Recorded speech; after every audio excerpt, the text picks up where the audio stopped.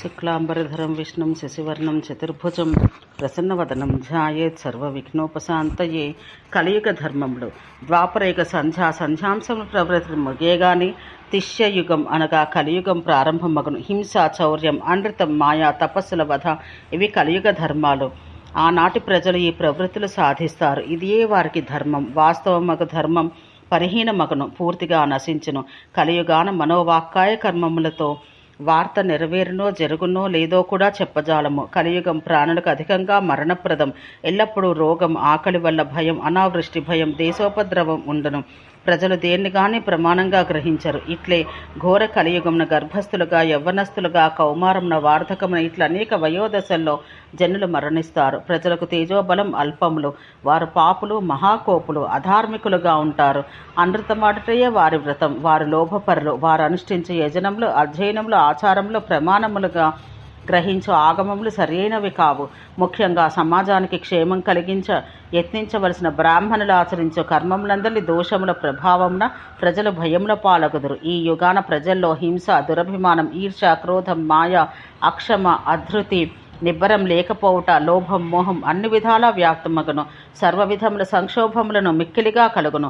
బ్రాహ్మణులు వేదాధ్యయనం చెయ్యరు, యాగములు అనుష్ఠించరు. ఇట్లు విప్రులే కాదు, క్షత్రియులు, వైశ్యులు ఉత్సాదమునందుదురు. శూద్రులకు బ్రాహ్మణులతో వాస్తవాన, బ్రాహ్మణులకు శూద్రులతో మంత్రము, వేదము, యోని, కామప్రవృత్తి, పడక, భోజనం, కలిసి కూర్చుంటుట మొదలగు విషయాల్లో సంబంధం ఏర్పడను. చాలా వరకు శూద్రులు రాజు పాలకులగుదురు. పాషండ వేదశాస్త్రములందు ప్రామాణ్య బుద్ధి లేని ప్రవృత్తులు అధికమగను.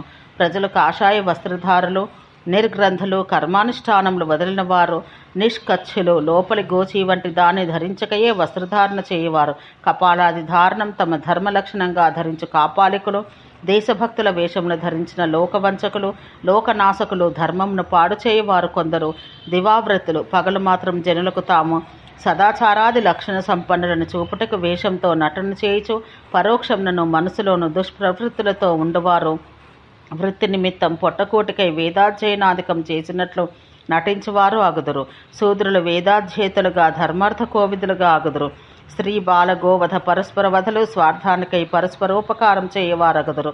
దుఃఖ ప్రాచుర్యం, అల్పాయువు, ప్రజలు దేశంలో వదిలిపోవుట, రోగములు చెందుట, అధర్మం నంద అభినివేశం, గాఢాశక్తి, తమోగుణ ప్రవృత్తి, భ్రూణ, సాంగ వేదాధ్యయనం, వేద ధర్మానుష్ఠానం కల బ్రాహ్మణులు, గర్భస్థ శిశువుల హత్య, ఆయుర్బల రూపహాని అధికమగును. ప్రజలెల్లరూ దుఃఖములతో అభిప్లుతులు, మునకలెత్తిన వారగుదురు. వీరి పరమాయువు ఎక్కువైన 100 సంవత్సరములు. అది వరకు ఉన్నంత మంచి స్థితిలో కాదు. సరే కదా, ఏమాత్రం మంచి స్థితిలో ఈ యుగాన వేదాలుండవు. కేవలం ధర్మ వ్యవస్థా పరిరక్షణలో అడ్డుకట్టవలే ఉండు యజ్ఞములు నశించును. ఇది కలియుగ ధర్మ ప్రవృత్తి స్వరూపం. ఇది కలి సంధ్యాంశముల ధర్మస్వరూపం చెబుతాను. ప్రతి యుగమందు ఆయా యుగపు సద్ధర్మాలు దాని సంధ్యాకాలమందు 3 వంతులు నశించి 1/4 వంతు మాత్రం శేషించును. సంధ్యాకాల ధర్మములలో 4వ వంతు మాత్రమే ఆ యుగపు సంధ్యాంశ కాలమున మిగులును. ఎట్టి కలియుగ సంధ్యాకాలం కూడా గడిచి సంధ్యాంశకాలం వచ్చిన యుగావసాన సమయమున ఆనాటి అసాయవర్తనులను, రాజులను దండించుటకై భృగువంశాన జన్మించిన చంద్రుడను వాని గోత్రాన ప్రమతి అను అతడు జన్మించును. అతడు స్వయంభువ మన్వంతరపు కలియుగ సంధ్యాంశకాలను నిండుగా 30 ఏండ్లు పృథ్వీ అంతయు సంచరించుచు అస్త్రప్రయోగంతో యుద్ధాలు చేస్తూ చతురంగ బలం వెంటరాగా ఆయుధాలు పట్టి 100ల కొలది 1000ల కొలది విప్రులు తాను పరివారించి వచ్చిచుండగా సర్వమ్లేచ్చులను సంహరించెను. సూత్రులకు రాజులను, పాషండులను నిశ్శేషులుగా చేసెను. అధార్మికులనందరినీ ఉదీచ్య, మధ్య దేశ, పార్వతీయ, ప్రాచ్య, ప్రతీచ్య, వింధ్య, పృష్ఠవాసులను, అపరాంతికులను, దాక్షిణాత్య, ద్రవిడ సింహళ జనులను, గాంధార, దరద, పప్లవ, యవన, శకతుషార, బర్బర, పులింద, పుల్కన, లింబకార్ధకర చౌరజాతులను సంహరించును. తన చక్రమును ప్రవర్తిల్ల చేసి శూద్రరాజులను అంతమొందించును. సర్వప్రాణులను తరుముచు ఈ భూమి అంతటను అతడు సంచరించును. ఇతడు మనవంశాన జన్మించిన నృదేవునికి కుమారుడు. ఈ జన్మమునకు ముందు అతడు సాక్షాత్ విష్ణువే. అతడు ప్రమతి అను పేర చంద్రముడను రాజునకు వీర్యశాలియగు కుమారుడుగా పుట్టును. అతడు తన 32వ ఏట బయలుదేరి 20 సంవత్సరాల పాటు ఇట్లు మానవుల్లో సర్వప్రాణుల్ని చంపి క్రూరకర్మం ఆచరించి ఈ పృథ్విని మానవ బీజావశేషంగా ఏ కొలది మందియో మాత్రం మిగులునట్లు చేసెను. ఇట్టి స్థితిలో పరస్పర హేతువుల చేతను కాలవశమునకు ఆకస్మికంగాను ఏ కారణం లేకను ఒకటిగా ప్రమతి వెంట కూడి ఉన్న సేన ఈ చెప్పిన పని పూర్తి కాగానే శీఘ్రకాలానే గంగాయమునల నడుమ ప్రయాగ క్షేత్రంలో సమాధిని అవలంబించి ప్రమతితో కూడా దేహత్యాగం అనరించెను. ఇట్లా స్వయంభవ మన్వంతర మందలి సంధ్యాంశంన క్రూరకర్ములకు జనులు పూర్తిగా నశించగా నాటి రాజులనందరినీ నశింపచేసి ప్రమతి మొదలగు వారు గతించిపోగా సంధ్యాంశమందలి కడపటి కాలం ఆసన్నము కాగా స్వల్పావశిష్టులుగా మిగిలిన కొలది మంది ప్రజలను అచటచట మిగిలి ఉందరు. వారును తమ క్షేమమే తాము చూసుకుంటూ స్వప్రధాన దృష్టి కలవారి సర్వ విధాల లోభావిష్టులై పరస్పరం హింసించుకుంటూ దోచుకుంటూ ఉండిరి. లోకమరాచకమై ప్రజల జీవితం సంశయగ్రస్తమయ్యను. ప్రజలు పరస్పర భయపీడితులై వ్యాకులతో ఉంది ఒకరికి ఇంకొరికి పొత్తు పొంతండు లేక కొందరు గృహములు విడిచిపోయిరి, మరికొందరు దేహములనే విడిచిరి. తమ్ము దయచూచు వారు లేకపోగా తమ తమ ప్రాణములు కాపాడుకొనుచు మిగల దుఃఖపీడితులైరి. శ్రౌత స్మార్త ధర్మములు నశించెను. ప్రజలు కామక్రోధ వశులు, మర్యాద తప్పిన వారు, ఆనందరహితులు, స్నేహబుద్ధి సిగ్గు బిడియం లేనివారైరి. ధర్మనాశనమయ్యను. వారు ఆపదల పాలైరి. పొట్టివారును 25 కంటే జీవించని వారు అయిరి. ప్రజలు విషాదంతో వ్యాకులురై దారాపుత్రులు విడిచి వానరు లేక ఇబ్బందుల పాలై జీవనోపాధులు విడిచి దుఃఖితులై జింక చర్మంలే ధరిస్తూ ఏ పనులు చెయ్యక ఇచ్చువారును పుచ్చుకొనువారు అయి లేక వర్ణాశ్రమ పరిభ్రష్టులై ఘోరమగ ధర్మసంకరం నొందిరి. మిగిలిన కొలది మంది ప్రజలు ఈ స్థితి నొందిరి. ఇతర ప్రాణులను ఆకలిపీడనందుచో జీవితంపై విసుగు చెందెను. చక్రముల వలె నిలకడలేక సంచరిస్తూ తమ దేశములు విడిచి విదేశములను ఆశ్రయించిరి. వారు మాంసాహారులై లేళ్ళు మొదలగు వారిని, పందులను, ఎద్దులను, మరి ఇతర వనచారి ప్రాణులను తినసాగిరి. సముద్ర నదీ తీరములను ఆశ్రయించిన ప్రజలను మత్స్యములు మొదలగు వారిని తినిరి. భక్షాభక్ష విచారణ వారు విడిచిరి. అభక్ష ఆహార దోషంచే జగత్తున ఒకే వర్ణమయ్యను. ఇది కృతయుగపు స్థితి వలె ఉండను. కృతమున అందరూ ధర్మపరులై ఒకే వర్ణం వారుగా అయిరి. ఈ కలియుగాన అధర్మవశులై ఏకవర్ణం వారైరి. ఇట్లు కలియుగాంతంన ఎల్ల ప్రజలను శూద్రీభూతులైరి. ఇట్లా 100 దివ్య వర్షముల కాలం గడిచెను. ఇది మానవ మాసమున 36,000 సంవత్సరాలు.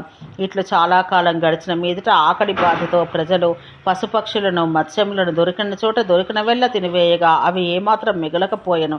నాటి కలి సంధ్యాంశ స్థితి ఇది. అంతట ప్రజలు నీళ్లు తవ్వికొని కందమూలములను చెట్ల నుండి ఫలములను తినసాగిరి. వారుండుటకు ఇండ్లు లేకుండాను వారికి చెట్ల బెరడులే వస్త్రములు, నీలయే పడకలు, దాన పరిగ్రహములు వారిలో లేకుండెను, శుద్ధి లేకుండెను. ఇంకను మిగిలిన కొలది మంది కూడా ఇట్లు క్రమంగా నశించిరి. ఇంకను అల్పావశిష్టులుగా మిగిలిన వారు ఆహారాన్ని ఉన్నదాన్ని అని వృద్ధి నొందిరి. ఇట్లు కలి సంధ్యాంశం 100 ఏళ్లు గడిచెను. ఇట్లు 1000 మానవ సంవత్సరాల తర్వాత మిగిలిన కొలది మంది ప్రజలను వారి కుమారులను మిగిలి ఉన్న స్త్రీలతో దాంపత్య సంబంధాన్ని వ్యవస్థ చేసుకున్నారు. సంతానం కన్నారు. వారికి సంతానం కలిగిన కొలది కాలంలోనే వారికి ముందటి తరముల జనులు, ఈ పుట్టిన సంతానపు తల్లిదండ్రుల తరపు జనులు మరణించిరి. కలియుగపు జనులెవ్వరూ మిగలలేరు. ఇట్లంతట కృతయుగం ఆరంభమయ్యను. జీవులు ఈ భూలోకపు దేహమును విడిచిన తర్వాత వారి పుణ్యపాపములను అనుసరించి స్వర్గ నరక సుఖ దుఃఖానుభవ వర్ణనం మరియొక దేహం ఈ జీవులకు లభించినట్లే కలియుగపు జనుల నుండి కృతయుగానికి సంబంధించిన జనులకు దేహప్రాప్తి అయ్యను. ఇది కలియుగం ముగిసి కృతయుగం ఆరంభమైన విధం.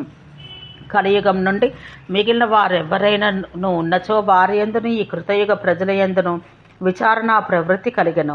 దానిచే ప్రాపంచిక జీవితంపై విసుగు, సత్వరజ స్తమో గుణముల సమతాస్థితి, దానిచే ఆత్మజ్ఞానం, దానిచే ధర్మశీలం కలిగి మొదటి కృతయుగమందు వలె సజ్జనులకు ప్రజలు పుట్టిరి. దీనికి అంతటికి భవితవ్యమగు అర్థము జరగవలసిన విషయం జీవుల పూర్వకర్మానుగుణమగు అదృష్టమను ధర్మాధర్మ ఫలములను హేతువు. దీనికి అంతటికి మూలతత్వముగు స్వయంభూ బ్రహ్మకు నమస్కరించి మీకు ఈ యుగధర్మ ప్రవృత్తులన్నీ తెలిపితిని. యుగ ప్రవృత్తులు ప్రతి ఆవృత్తి యందు ఇట్లే ఉండను.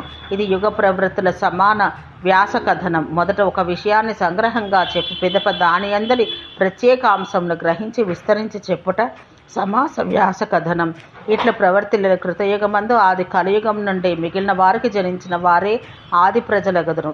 ఈ లోకాన ఎవరికి కనబడక అదృష్టులై తిరుగుచుండు సిద్ధులను సప్తఋషులతోనూ కూడా జిలోకమందుండు మహాపురుషులు లోకమున ఈ కృతయుగ ప్రజల ఉత్పత్తికి బీజరూపాన నిలిచి ఉన్న బ్రహ్మ, క్షత్రియ, వైశ్య, శూద్ర, శేష ప్రజలను ఈ కృతయుగారంభపు ఆది ప్రజలతో కలిసిమెలిసి తత్సమములై ఉండి వీరికి ధర్మం ఉపదేశింతురు. వర్ణాశ్రమాచార ధర్మాలను శ్రౌత స్మార్త కర్మ మూల ధర్మ ప్రవృత్తులను సప్తర్షులు వీరికి ఉపదేశింతురు. ఏలాను ధర్మ వ్యవస్థ ప్రతిష్టార్థమై సప్తర్షులు ఈ లోకపు ప్రజల నడుమ ప్రతి యుగమునకు నిలుతురు. వారి ఉపదేశంచే ప్రజలను ధర్మ కర్మాచరణంలందు ప్రతిష్ఠితులు దృఢాభినివేశంతో నిలిచిన వారగుదురు. ఈ ఋషులిట్లు మన్వంతర ప్రవర్తనాధికారమందు నిలిచి ఉండి లోకమున ధర్మ ప్రతిష్టా ప్రవృత్తులకు హేతుభూతులగుదురు. వనంలో దావాగ్ని ద్రవమనగా అడవి వల్ల తృణములు కాలిపోయినను దాన్ని చల్లార్చుటకై కురిసిన వాననీటి బొట్టు పడినందున ఆ దావాగ్ని పాడైన తృణపు మొదటి నుండియే ఈ దావాగ్నితో దగ్ధం కాక మిగిలిన ఈ తృణబీజ శేషం నుండి కొత్త తృణం మొలచును కదా. అట్లే యుగం తర్వాత మరి ఒక యుగపు ఆరంభాన ప్రజా సంతానం నైరంతర్యమున కొనసాగును జరుగును. ఇట్లు రెండేసి యుగంలో పరస్పర సహకారంతో యుగానంతర యుగ ప్రవృత్తి మన్వంతరం ముగియ వరకు అనవచ్ఛిన్నమై సాగుతూనే ఉండును. కృతం మొదలు కలి వరకు యుగాల్లో ఆయుర్బల ధర్మార్థ కామముల క్షమమున 4వ వంతు చొప్పున తగ్గుచూ వచ్చును. ఇది ప్రతి సంధ్యాంశ దశా ప్రవృత్తి ప్రకారం ప్రతి చతుర్యుగం అనగా మహాయుగం కృత త్రేత ద్వాపర కలియుగాల సముదాయం నందును యుగ పరివర్తన క్రమం ఇట్లే ఉండును. ఇటువంటి మహాయుగంలో 71 అయినచో ఒక మన్వంతరమగును. ప్రతి యుగమందు కృతాది యుగ చతుష్టయమందును ఏ యుగమందు ఒకసారి ఏది ఎప్పుడు ఎట్లు జరుగునో అదియే అట్టి ప్రతి ఒక్క ఆవృత్తి యందు జరుగును. ప్రతి ఒక్క యుగ సృష్టి యందును కొన్ని విశేషాంశములందు వీటికి పరస్పర భేదమును ఉండవచ్చును. ఇవియు అట్లే ప్రతి యుగ మహాయుగ వృత్తి యందును జరుగుచుండును. ఈ విషయం 14 మన్వంతరములందును అట్లే ఆవృతమగును. మానవులు మాత్రమే కాక అసురులు, యాతుధానులు, పిశాచులు, యక్షులు, రాక్షసులు మొదలగు జాతుల వారు కూడా ఆయా యుగ మహాయుగ మన్వంతరములందు సమాన లక్షణాలతో ఉందరు. ఇట్లు మీకు యుగముల లక్షణం యథాక్రమంగా తెలుపుతుంది. ఇట్లే కల్పావసానం వరకు మన్వంతరములను పరివర్తనములందుచూ పోవును. ఇవి ఇప్పటికీ ఎంతయో చిరకాలం నుండి ప్రవర్తిల్లుచూ వచ్చుచున్నవి, ఇక ముందును కొనసాగుచుండును. యుగ స్వభావమే ఇందుకు హేతువు. ఈ జీవలోకం క్షణకాలం కూడా ముందుకు సాగక మార్పు నొందక ఉండదు. ఈ జీవలోకానికి నాశం, ఉత్పత్తి ఈ రెండు స్వాభావికాలు. ఇట్లు యథాక్రమాన మీకు యుగ స్వభావం తెలిపితిని. ఈ కల్పమందు గడుస్తున్న గడవరన్న మన్వంతరాల విషయాలు కూడా తెలిపేదను. ఓం శాంతి శాంతి శాంతి.